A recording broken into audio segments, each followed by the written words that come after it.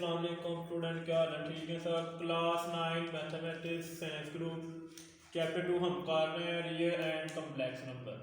Exercise 2.1 हम कर रहे हैं। आज बेटा इसका लास्ट वाला क्वेश्चन है, question number 6। Express the following recurring decimal as the rational number.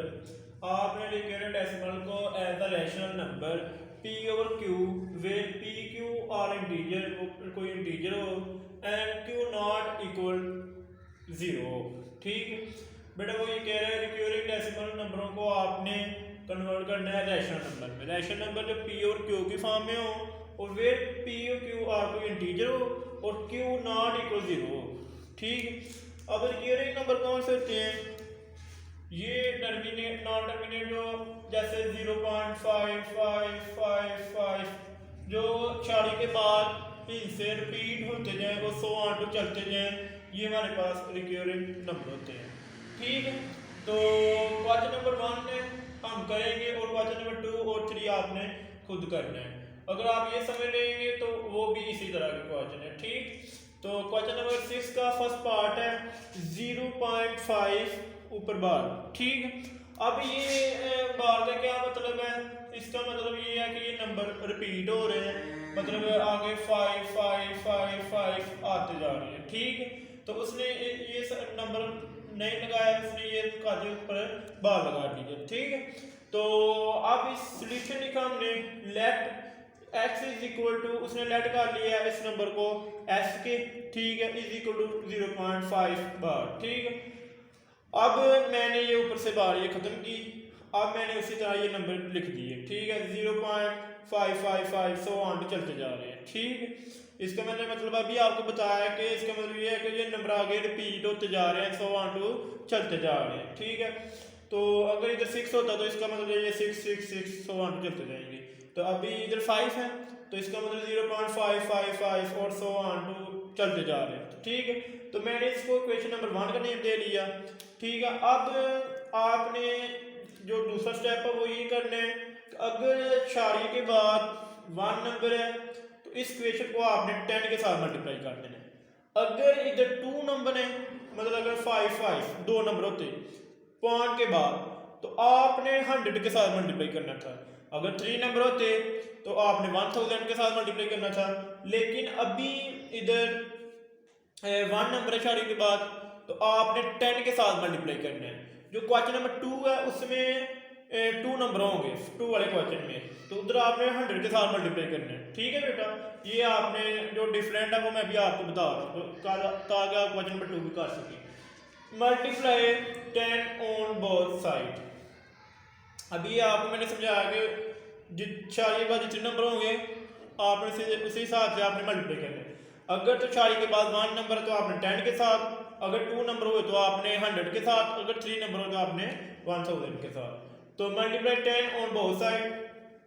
Question number 1 को आपने मल्टीप्लाई कर दिए, 10x इज इक्वल 10 को आपने मल्टीप्लाई किया 0.55 100 ऑन टू चलते जाएंगे।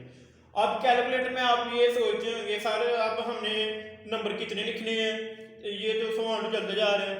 आपने कैलकुलेटर में इसी तरह 10 मल्टीप्लाई 0.55 4 दफा 5 लिख देना है। ठीक है, तो आप मल्टीप्लाई करेंगे तो आपके पास आंसर आ जाएगा 5.5555 100 ऑन टू चलते जाएंगे। ठीक है, तो क्वेश्चन नंबर 2 को आपने इसका नेम दे दिया, तो ये 10x को 10x में मल्टीप्लाई किया तो 10x ही आ गया।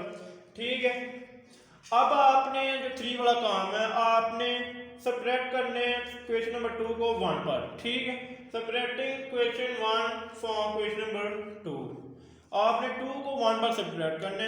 ठीक है, अब 2 को हम 1 पर कर रहे हैं तो 2 वाली पहली रकम लिखेंगे हम 10x, सब्ट्रैक्ट किस पर कर रहे हैं क्वेश्चन नंबर 1 पर, तो -x आ गया। ठीक है, अब इसको आप इस पर माइनस करेंगे तो पहले आपने यही लिखनी है ना 5 - 5 5 4 दफा आप डेसिमल जो पॉइंट के बाद आपने अक्सर ये 4 डिजिट लिखने होते हैं जो इन्फिनिटी में नंबर आते हैं। ठीक, तो ये आपने जब 4 डिजिट लिख लिए तो 100 ऑन टू आगे चलती जा रही है। ठीक है, माइनस कर दिया हमने इस पर, सब्ट्रैक्ट कर दिया 5 सो ऑन चलते जा रहे हैं। ठीक है, अब आप जो कैलकुलेटर में लिखेंगे, अब 10x में से x निकाले तो 9x आ गए। ठीक है, अब जब आपने कैलकुलेटर में लिखना है तो आपने 5.555 4 दफा आगे 5 लिख देना है, फिर आपने माइनस लगाना है 0.55 4 या 3 दफा 5 लिख देंगे। ठीक है, तो अब जब आप इन दोनों को माइनस करेंगे तो आपके पास आ जाएगा 5। ठीक है, तो अब हमने इन दोनों को रैशनल नंबर में लिखना है, क्योंकि उसने क्वेश्चन में यही कहा है as a rational number p और q, और p और q की फॉर्म लिखना है और q नॉट इक्वल 0 होना चाहिए। ठीक है, तो ये इंटीजर होने चाहिए कोई, तो ये जो हमें इधर लिखे हुए सभी इंटीजर ही है बेटा। तो ये 9x के साथ क्या हो रहा है, मल्टीप्लाई।